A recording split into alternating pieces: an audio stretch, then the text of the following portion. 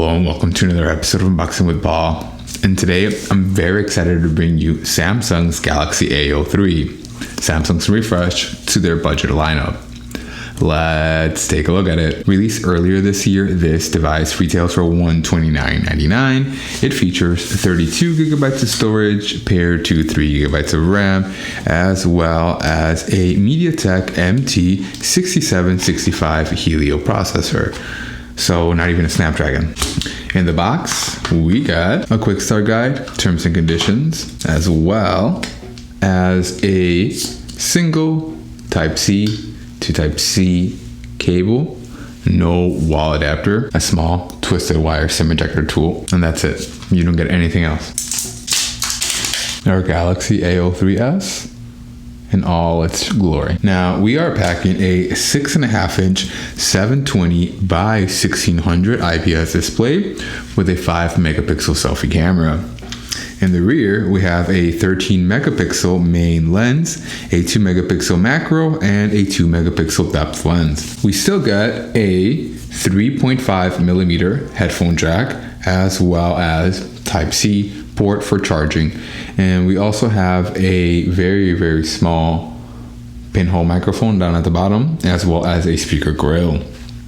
If we go over on the left side of the phone, we're going to see our slot for our SIM card / SD card. If we look at the top of the phone, we're going to see another pinhole microphone, as well as our speaker grill, which they are getting smaller and smaller as the years go by. Please excuse the reflection. If we look over on the right side of the phone, we're going to see our volume sliders, volume up, volume down, as well as our power button.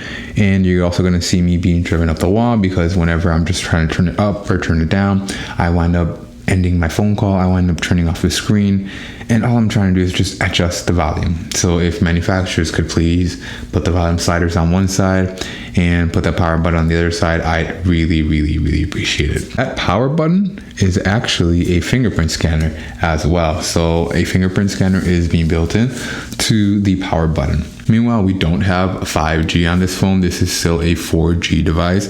We do have a massive 5,000 milliamp hour battery, which is going to help with longevity. It's going to make this phone last a lot longer. This also features NFC. We're going to have to confirm right now once we get into the phone, make sure that it wasn't just the international versions that were able to get the NFC, and make sure that our domestic version was able to get the NFC as well. And once we get to the phone, we can see this is a very nicely laid out phone with Android 11, upgradable to Android 12, of course.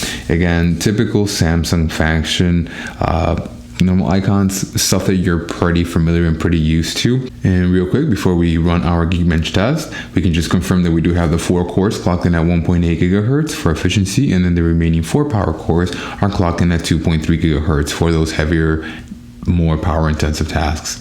And I will be right back with you guys as soon as this is over. And we're back. So our Geekbench test took a little bit longer than what I thought it would, unfortunately, and we can see why. We have a 157 for the single core and a 714 for the multi-core, and those are really low numbers. If we can go ahead, and we're going to take a second in a bit to compare to the other ones, but let's just go ahead and confirm that we do in fact have 4 efficiency cores clocked in at 1.8 gigahertz for those lighter day-to-day tasks to be able to preserve battery, and so that your phone doesn't get hot, and just so it stays in low power mode for the most part.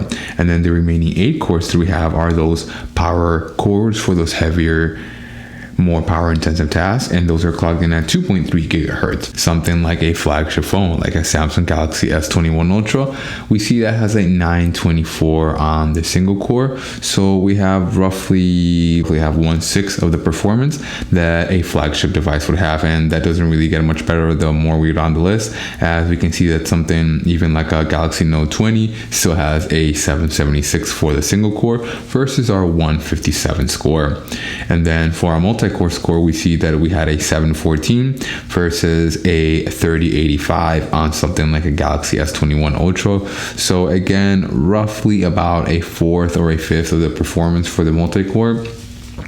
which, I mean, that is to be expected, as this device is literally a tenth of the price as those flagship devices. This is a budget phone, but we were very impressed with the Galaxy A13 4G variant, as the cameras on that were amazingly crisp, not only for its price range, but for the fact that it's a budget. It was just a very good camera. I recommend you go back and you watch our Galaxy A13 video, because the 4G variant, because the cameras on that, again, were quite crisp. So then now we're gonna fire up our cameras, and then, so we do have a portrait mode available on this. Does the selfie always also work in portrait mode? It does. Okay, so then that is what a selfie would look like. And then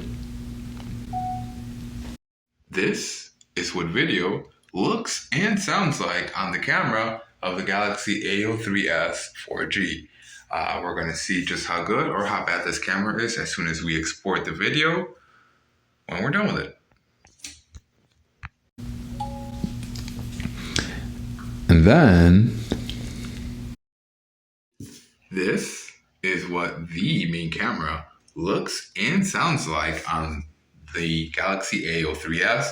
Again, we're not going to be able to see just how bad or how good this camera quality is until we upload it and export it into our MacBook Air. You guys be the judge of that. Let me know in the comments, what are your thoughts on this phone? Would you, I mean, at this price range, you can't really make faces no matter what the specs are. And as always, thanks for watching.